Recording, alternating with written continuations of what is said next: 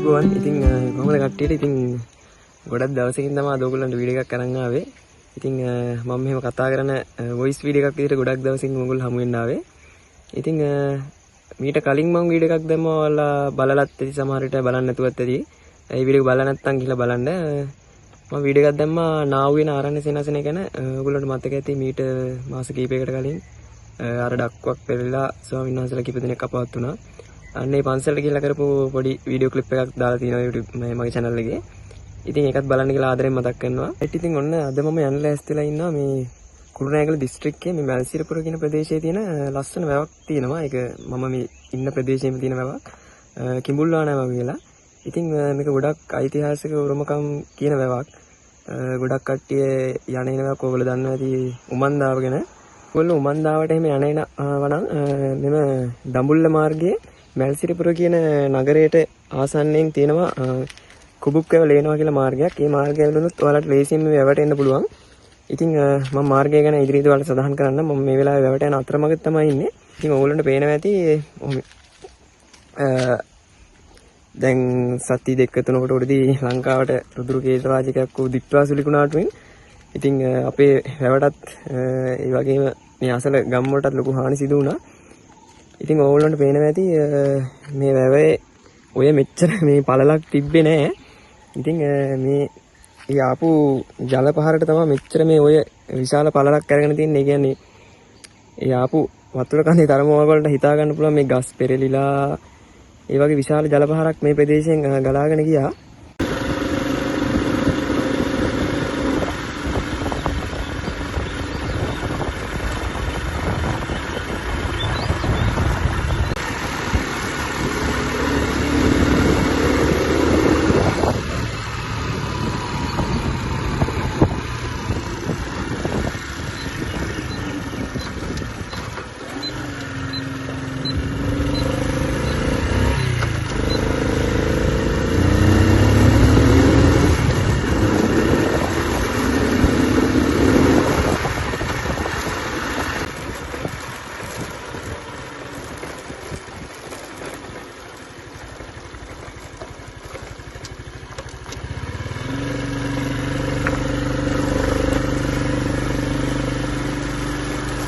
අපි ළඟට දැන් ඇවිල්ලා ඉන්නේ. ඇත්තටම මේක මාරම ලස්සන වැවක්. ඉතින් ඔයාලා ට්‍රැවල් කරන කට්ටිය නම් ඇවිත් බලන්න. මේකට එන්න ඕනේ ගමන් මාර්ගය මම ඔයාලට සඳහන් කරන්න. ඔයගොල්ලෝ කුරුණෑගල ඉඳලා එනවා නම් කුරුණෑගල පැත්තේ ඉඳලා එද්දී මල්සිරපුර කියන මල්සිරපුර ටවුන් එකට කලින් වම් අත පැත්තට පාරක් තියෙනවා ලේනවා කුබුක්කෑ මාර්ගය කියලා. ඒ වගේම ඔයගොල්ලෝ දඹුල්ල පැත්තේ ඉඳලා ඉගෙන එක්කෙනෙක් නම් දඹුල්ල පැත්තේ ඉඳලා එද්දී මල්සිරපුර ටවුන් එක පහු කරනවත් එක්කම දකුණු අත පැත්තට තියෙනවා ලේනවා කුබුක්කා කියලා මාර්ගය. ඉතින් මේ මාර්ගයේ කෙලින්ම ආවම ඔයගොල්ලන්ට මේ වැවට එන්න පුළුවන් ලේසියෙන් හොයා ගන්න පුළුවන්. ඉතින් මම දැන් මේ වෙලාවේ මේ ඇලබන්ඩ් එක ළඟ තමයි ඉන්නේ. අපි උඩට ගිහලා බලමු මේ වැව කොච්චර ලස්සනද කියලා.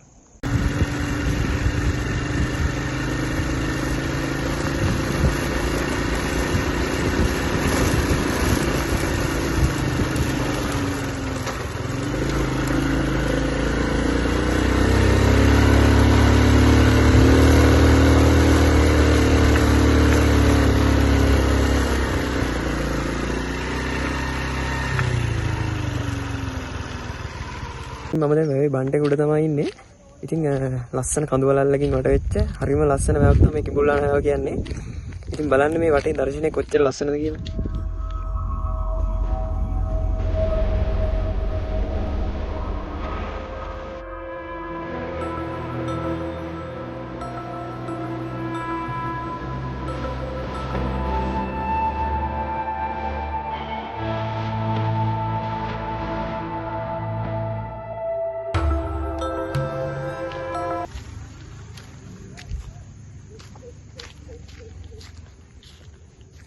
ඔයගොල්ලෝ ඉතින් මේ වැවට එනවා නම් මතක තියාගන්න මේ පරිසරය ආරක්ෂා කරන්න. මේ පේනවා ඔයගොල්ලන්ට එතන බෝඩ් එකක් උද්ගාලා දෙනවා වාරි මාර්ග රක්ෂිත ප්‍රදේශය කියලා.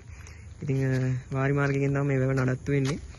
ඉතින් මේ තියෙන සුන්දරත්වයේ රැකගෙන ඔයගොල්ලන්ගේ පාසලහන් විතරක් මෙහි ඉදිරි කරලා කැලිගසනම් බැහැර කරන්න මෙපා. මොකද මේ තියෙන සුන්දරත්වය නැති කරන්න එපා. ඔයගොල්ලෝ මෙහි නෙමෙයි කොහෙ ගියත් මේ සෝබාදහම මේ පරිසරය රැකගන්න. ඉතින් ඒක මතක් කරලා අපි යමු බලන්න ඉස්සරහට මේ මොනවා වගේද කියලා. රයිට් ඉතින් මේ වෙලාවේ මම ඉන්නේ මේ වැවේ දකුණු ඉවුර කොටසේ. ඉතින් මේ වැවේ දකුණු ඉවුර සහ වම් ඉවුර කියලා කොටස් දෙකක් තියෙනවා. ඉතින් මේ දකුණු ඉවුර කොටසේ ඔයාලට බලා ගන්න පුළුවන් වැවේ වැඩි ජලය පිට කරන වාන්දරටු දෙකක් මෙතන තියෙනවා. ඉතින් ඒ වගේම අර ඈතින් උගලන්ට පේනවා ඇති මම අර අතන කලින් එද්දි තිබ්බා. ඒක තමයි දකුණු ඉවුරේ ඇලබැම්ම. ඉතින් ඒ ඇලබැම්ම දිගේ තමයි කුඹුරු සඳහා ජලය රැගෙන යන්නේ. ඒ වගේම මිනිස්සුන්ගේ විවිධ අවශ්‍යතා සඳහා ජලය සපයන්නේ. ඒ දකුණු ඉවුරේ තියෙන ඇල මාර්ගය ඔස්සේ. ඉතින් මෙතන වාන්දරටු දෙකක් තියෙනවා. ඇත්තටම මෙතනත් හරිම ලස්සනයි. සුන්දරත්වය වගේම තමයි ඔයගොල්ලන්ගේ ආරක්ෂාව ගැනත් මෙතන හිතන්න ඕනේ. මොකද මෙතන පල්හැල් විශාල කළුගල් තියෙන්නේ. බැරි වෙලාවත් ඔයගොල්ලන්ගේ පොඩි අතපසු විදියකින් විශාල අනතුරක් වුණත් වෙන්න පුළුවන්. ඉතින් මම ඔයගොල්ලන්ට පෙන්නන්න නම් එතන මොන වගේද කියලා.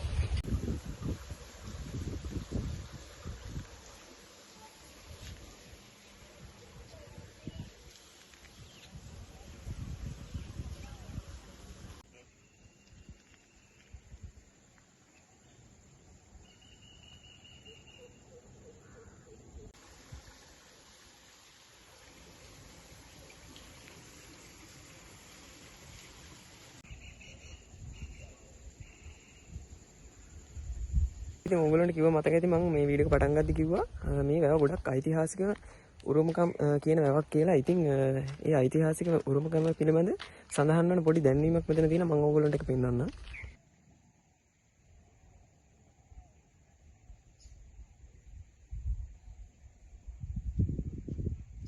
එතන තිබ්බා වගේ මේ වැව මහසෙන් රජ සමයේ ඉදි වූ අය කියන වැවක්. ඉතින් මහසෙන් රජ සමය කියන්නේ මේක ගොඩාක් ඉතින් ඓතිහාසික උරුමකමක් තියෙන වැවක්. ඉතින් මහසෙන් රජ සමයේ ඉදි වෙලා පසු කාලීනව පරාක්‍රම රජ සමයේදී මේ වැව නැවත ප්‍රතිසංස්කරණය සිදු වුණා කියලා එතන සඳහන් වෙලා තිබ්බා. ඉතින් මම දැන් මේ වෙලාවේ දකුණු ඉවුරු ප්‍රදේශේ ඉඳලා වම් ඉවුර පැත්තට තමයි යන්නේ. ඉතින් එතනක් තියෙනවා මේ ජලයේ මේ වැවේ වැඩි වතුර පිට කරන වාන්දරටු 3ක් විතර තියෙන මට මතක විදිහට එතන. ඉතින් අපි එතන ගිහිල්ලා බලමු. ඉතින් මේ යන ගමන් මාර්ගේ හරිම ලස්සනයි. ඉතින් අපි බලාගෙන යමු මේක මොන වගේද කියලා.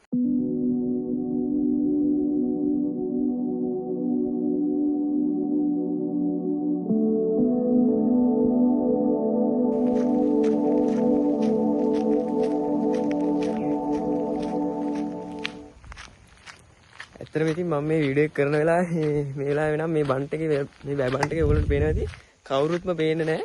ඉතින් අර ට්‍රැවල් කරන කෙනෙක්ට සබාදහම් විදින කෙනෙක්ට ඇත්තටම මාරම නිදහස් තැනක් මේ විදිහට තියෙනවා කියන්නේ. ඉතින් හරිම මේ ගොම්මන් සද්දවත් දෙයක්වත් නැහැ. ඉතින් ඇත්තට වීඩියෝ එක කරගන්න උනත් ගොඩක් පහසුයි. ඉතින් ඇවිල්ලා බලන්න මේ තියෙන සුන්දරත්වය.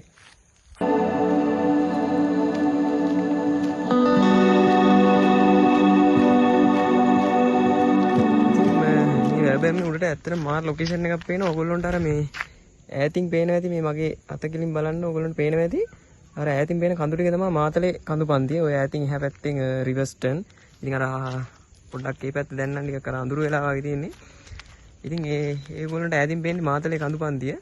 ඉතින් මේ පැත්තෙන් වටේට ගත්තාපුවාම මෙතන මේ පැත්තේ තියෙන මේ කන්දෙන් එහා පැත්තට ගියපුවාම ওই පැත්තෙන් උමන්දාව ප්‍රදේශය. උමන්දාව ඔයගොල්ලෝ කවුරුත් දන්න පන්සලක් ඔයගොල්ලෝ ගිහිල්ලා ඇති. ඉතින් උමන්දාවටත් ඉතින් ඕගොල්ලෝ එනවනම් ඒ යන අතරමඟදී ඇවිල්ලා මේ වැව බලන්න එන්න පුළුවන්. ඉතින් ඇවිල්ලා බලන්න මේ ගොඩක් ඉතින් ස්වභාව සෞන්දර්යය අතින් හරිම ලස්සන වැවක්. ඉතින් මේ කිඹුල්ලාන වැව කියන්නේ. ඉතින් ආරාධනා කරනවා ඉතින් මේ වීඩියෝ එක බලන ඔයාලට ඇවිල්ලා බලන්න මේ වැව කියලා.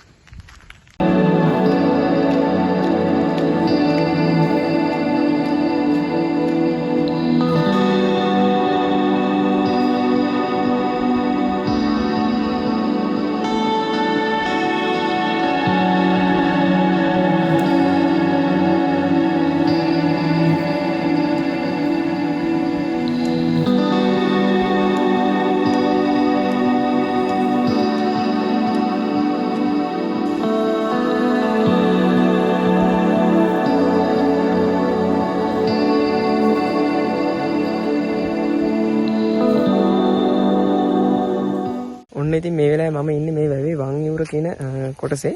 ඉතින් මේ වම් ඉවුර කොටසේ මේ වැවේ වැඩි ජලය පිට කරන වාන්දරටු තුනක් සමන්විතයි. ඒ වගේම ඒ වාන්දරට තුන ළඟම ඔයගොල්ලන්ට පේනවා ඇති මේ ලැබේ වම් මියුර ප්‍රදේශයේ සිටින ජනතාවගේ කුඹුරු වල කටයුතු සඳහා ජලය නිකුත් කිරීමට එතන කුඩා ඇල මාර්ගයක් තියෙනවා.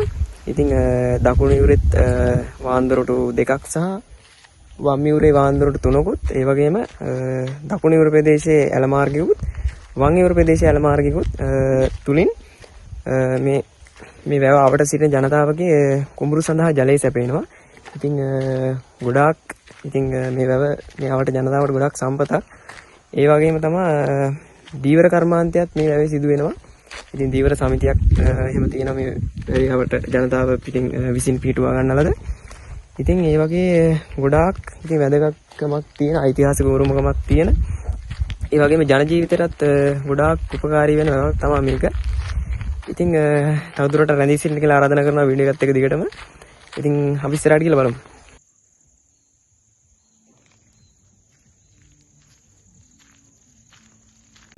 ඉතින් ඕගොල්ලන්ට පේනවා ඇති මේ ඇතින් මේ මාළු දැල් එල්ලලා තියෙනවා. ඉතින් මේ දීවර කර්මාන්තයේ මේ වැවේ සිදු වෙනවා. ඉතින් ඒ දීවර කර්මාන්තයේ යෙදෙන කට්ටිය තමයි මේ විදිහට මේ දැල් එල්ලලා තියෙන්නේ.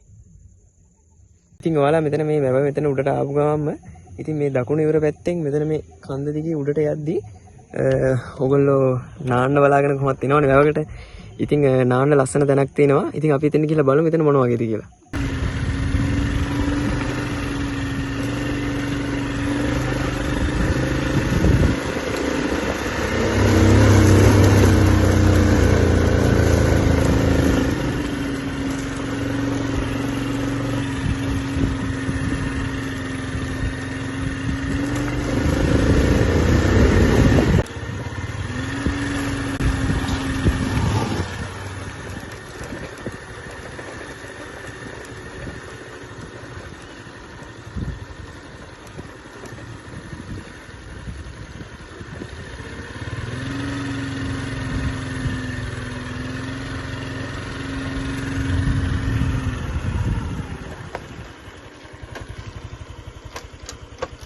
ඉතින් මම අර කලින් සඳහන් කරා වගේ ඉතින් ඕගොල්ලෝ අර අතන වැවට ඇතුල් වෙලා එතන දකුණු යුර ගාවේ මෙතනින් ඒ කන්ද දිගේ උඩට එද්දි ඕගොල්ලෝ මෙන්න මෙතෙන් ආවොත් ඕගොල්ලන්ට නාන්න පුළුවන්. ඉතින් මෙතන එහෙම ප්‍රශ්නයක් නැහැ. ගොඩක් කට්ටිය වෙලා නානවා. ඉතින් ඔයගොල්ලොත් අර දුර පළාතක ඉඳලා එන කට්ටියක් නම් ඉතින් සාමාන්‍යයෙන් අර වෙන පළාතක වැවකට බහිද්දි චුට්ටක් ඒ ගැන අවධානයෙන් බහින්න මම මෙතන ගැන කිව්වා. සාමාන්‍ය මෙතන මම ඕගොල්ලන්ට පෙන්නේ මෙතන ගොඩක් කට්ටිය වෙලා නාන තැනක්. ඉතින් මේ තියෙන සුන්දරත්වයත් විඳගෙන යන්න කියලා මතක් කරනවා ඔයගොල්ලෝ හැමෝටම.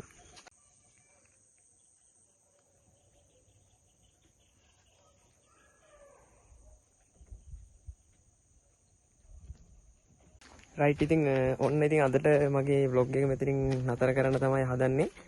ඉතින් මට ඕනේ මේ වැවේ තියෙන පොඩි සුන්දරත්වය ඔයගොල්ලොත් එක්ක පොඩ්ඩක් බෙදා ගන්න. ඉතින් මේක ඇත්තටම මම ඉන්න ප්‍රදේශයේම තියෙන ලස්සන වැවක්. මේක මුල්ලාන වැව කියන්නේ.